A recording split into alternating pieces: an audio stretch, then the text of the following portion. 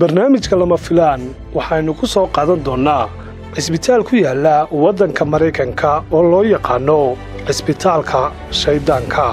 waa mid ka mid ah qormooyinka aynu ku falanqayn doonno barnaamijka lama filaan.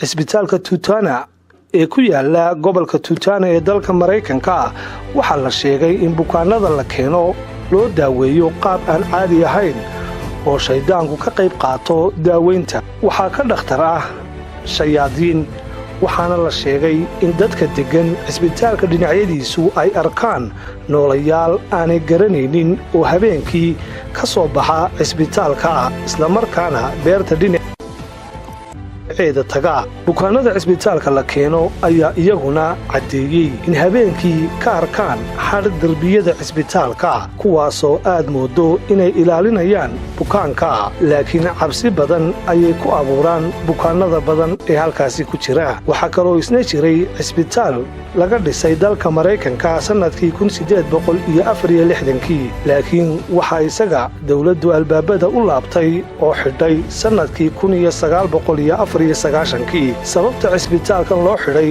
ayaa ahaa kadib markii ay dad badani ku dhinteen gudihiisa iyadoon la garanaynin waxa keenay dhimashada dadkan oo ah kuwa qaarkood aanay bukinba.